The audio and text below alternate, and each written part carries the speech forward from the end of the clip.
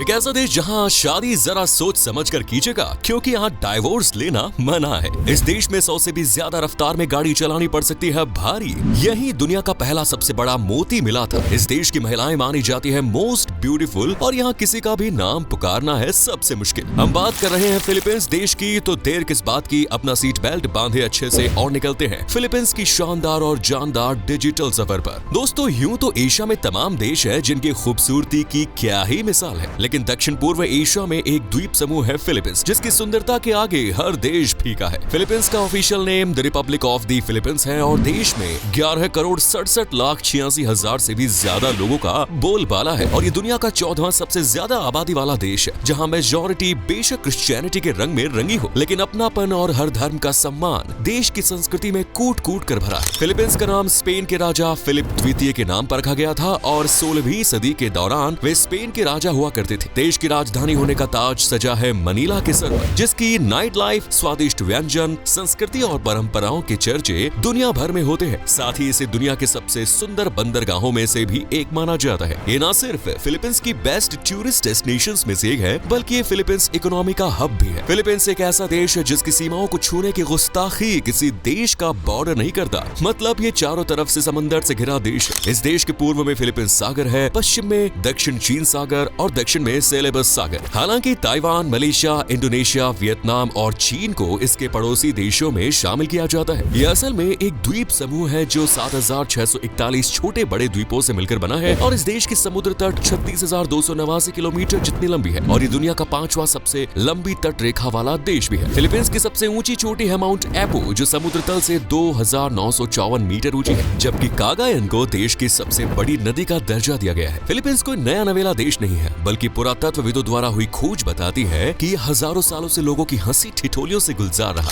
8वीं शताब्दी में यहाँ चीनी व्यापारियों का आना हुआ और बौद्ध साम्राज्य के उदय के कारण इंडोनेशिया, भारत, जापान और साउथ एशियन कंट्रीज के साथ फिलीपींस के व्यापारिक रिश्ते मजबूत होने लगे। हालांकि इसे असली पहचान मिली 16वीं शताब्दी में, जब स्पेनिश लोगों ने यहाँ अपना दावा ठोका और फिलिप द्वितीय के नाम पर इसका नाम फिलीपींस रख दिया गया। आपको शायद यकीन न हो, लेकिन ये एक ऐसा देश है जिसे बेचा और खरीदा भी गया। बात है 1898 की, जब स्पेनिश अमेरिकन युद्ध शुरू हुआ और स्पेन ने 2 करोड़ अमेरिकन डॉलर्स में फिलीपींस का अमेरिका के साथ सौदा कर दिया। लेकिन अमेरिका की हुकूमत भी यहाँ ज्यादा लंबे समय तक नहीं चली और फिलीपींस अमेरिकन वॉर के साथ अमेरिका की विदाई की तैयारियां भी शुरू हुई। फाइनली 1935 में अमेरिका ने फिलीपींस को आजाद करने का वादा किया और हालात थोड़े नॉर्मल हुए और वादे के अनुसार 4 जुलाई 1946 को फिलीपींस को सेकेंड वर्ल्ड वॉर के बाद एक आजाद देश घोषित कर दिया गया। इस तरह सेकेंड वर्ल्ड वॉर के बाद ये पहला देश है जिसे आजादी मिली, जहाँ सरकार भी अपनी थी और लोग भी, न गुलामी का डर था और औपनिवेशिक कॉलोनियों का।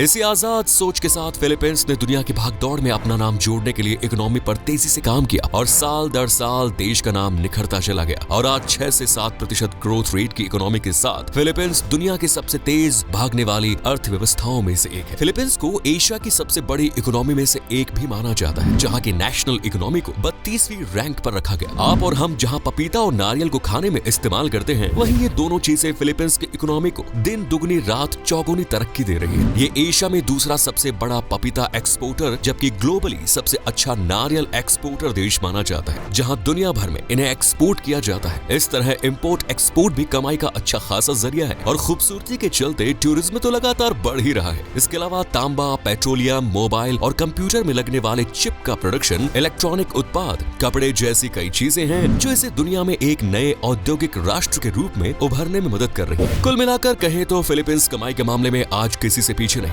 यहाँ की आबो हवा में घुली खुशी का राज मजबूत इकोनॉमी ही है। Philippines World Bank, World Trade Organization, International Monetary Fund, G77 जैसी बॉडीज का मेंबर भी है, जबकि एशियन डेवलपमेंट बैंक का मुख्यालय फिलीपींस के मंडालुयोंग शहर में बना हुआ है। शायद ही आपको मालूम हो, लेकिन दुनिया के सबसे बड़े मोती की खोज साल 1934 में फिलीपींस के पलावन सागर में हुई। ये मोती करीब 34 किलोग्राम जितना वजनी था। मौजूदा समय में इस मोती की कीमत $100 मिलियन के लगभग बताई जाती है। इस देश में भूत प्रेत, शांति और सन्नाटे से मुलाकात मुलाकात होना आम बात है, क्योंकि 7000 से भी ज्यादा द्वीपों के इस घर में अब तक सिर्फ 534 द्वीपों की ही खोज हुई है, जिनमें से 2000 द्वीपों पर लोग बसते हैं, जबकि 5000 से भी ज्यादा वीरान और सन्नाटे की दुनिया में खोए हुए, जहाँ लोग जाते हैं लेकिन कई बार डर के साए उन्हें घेर लेते हैं। लेकिन कहते हैं ना कि नए द्वीपों की खोज में निकले लोगों की यात्रा बड़ी रोमांचक होती है। बड़ी चट्टाने, रेत के टीले और छोटे बड़े अलग थलग से हाउस जिनमें रहने का मजा ही अलग आता है। इस देश को भूकंप और ज्वालामुखियों का देश कहा जाए तो कुछ गलत नहीं होगा। भूकंप तो फिलीपींस से इतना प्यार करते हैं कि रोजाना 20 भूकंप तो देश की धरती को हिला ही देते हैं। आपको भी अक्सर चलते फिरते झटके महसूस हो सकते हैं, लेकिन राहत की बात ये रहती है कि ये सभी भूकंप काफी लो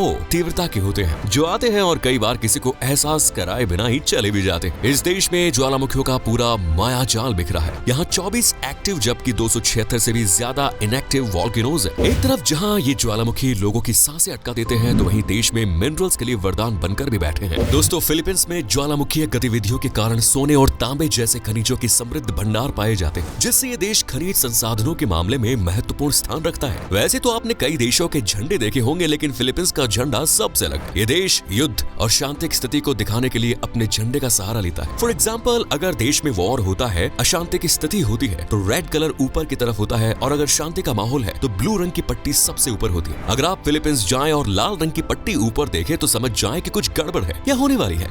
वैसे तो इस देश की ऑफिशियल लैंग्वेज फिलिपिनो और अंग्रेजी है, लेकिन यहाँ लोगों को फिलिपिनो से ज्यादा अंग्रेजी बोलना पसंद है। ये दुनिया का एक ऐसा देश है जहाँ अमेरिका और ब्रिटेन के बाद सबसे ज्यादा अंग्रेजी बोली जाती है। एक रिपोर्ट के अनुसार यहाँ 90 मिलियन लोग इंग्लिश बोलते हैं, जिसका असल कारण भी फिलिपिनो ही है, जो इंग्लिश से काफी हद तक मिलती जुलती है। इसीलिए हर साल लाखों स्टूडेंट्स यहाँ इंग्लिश सीखने के लिए आते हैं। हालांकि इनके अलावा भी 100 से भी ज्यादा भाषाएं पूरे देश में बोली जाती हैं। इस देश में फॉरेन से आने वाले स्टूडेंट्स की संख्या भी काफी ज्यादा है, क्योंकि यहाँ क्वालिटी ऑफ एजुकेशन काफी बढ़िया है। फिलीपींस का लिटरेसी रेट भी 96% से ज्यादा है, यानी 100 के नियर पहुंचने ही वाला है, जो वाकई बहुत अच्छा है। एक सीक्रेट बताएं, इस देश की महिलाएं ना बड़ी खूबसूरत होती है, ये किसी का भी दिल चुरा सकती है। यह महिलाएं ज्यादा बात नहीं करती, लेकिन आंखों ही आंखों में काफी कुछ कह जाती है। इनके बाल, चाल, आंख, स्किन और कलर टोन कमाल के होते हैं। यही वजह है कि ये देश अब तक 4 miss universe, 1 miss world, 6 miss international और 4 मिस अर्थ क्राउन अपने नाम कर चुका है। वैसे महिलाओं के अलावा यहाँ के पुरुष भी कम नहीं, फिर चाहे फैशन हो या गेम, यहाँ लोगों को सबसे ज्यादा पसंद आता है बास्केटबॉल, जिसके दीवाने आपको घर घर में देखने को मिल जाएंगे। बास्केटबॉल का कोई टूर्नामेंट हो और उसमें फिलीपींस वासी ट्राई ना करे, ये तो हो ही नहीं सकता। इसके साथ ही मुक्केबाजी, टेनिस, फुटबॉल, बिलियर्ड्स और वॉलीबॉल भी यहाँ के लोगों की पहली पसंद है। अगर आप नेचर या एनिमल लवर्स हैं, तो आपको क्लेम की सबसे ज्यादा प्रजातियां देखनी है तो फिलीपींस जाना बिल्कुल ना भूलें। यहाँ लगभग 8 अलग अलग प्रजातियों के क्लेम पाए जाते हैं, जो किसी भी देश के कंपैरिजन में ज्यादा है। वैसे फिलीपींस जा ही रहे हैं तो बोरा के बीच को जरूर देखें, जो सफेद रेत और शांति पाने के लिए जाना जाता है। एल नीडो एक सुंदर लैगून है, जो कैसीनो, चट्टानों और कोरल रीफ्स के लिए फेमस है। सियारगाओ भी एक बेस्ट डेस्टिनेशन है, खास तौर से सर्फिंग लवर्स के लिए। Puerto Princesa Subterranean River National Park एक यूनेस्को वर्ल्ड हेरिटेज साइट है, जिसमें 8.2 किलोमीटर लंबी जमीन के अंदर बहती एक नदी है, जिसके पानी की आवाज को आप भी महसूस कर सकते हैं। इसके बाद है बैटानेस, जो उबड़ खाबड़ तटरेखा, लुढ़कती पहाड़ियों और पत्थरों के घरों के लिए जाना जाता है। यकीन मानिए, यहाँ पत्थरों से बने घर जितने सुंदर हैं, उतने तो सीमेंट और ईंट के भी नहीं होते। इनके अलावा मनीला, सेबू, फिलिपिन टार्जियर अभ्यारण्य भी घूमने के लिए दिलकश जगह है, जहाँ आप swimming, snorkelling, surfing, trekking, camping और बीच पर सन बाथ का मजा भी ले सकते हैं। वैसे अगर पेट पूजा का बंदोबस्त चाहते हैं तो फिलीपींस की नेशनल डिश को कहा जाता है एडोबो। बाद में इसे सिरका, सोया सॉस, लहसुन, तेज पत्ता और काली मिर्च से बने लाजवाब सॉस में पकाकर प्लेट में फुल्ली गार्निश करके सर्व किया जाता है। इसके अलावा आप यहाँ लुम्पिया,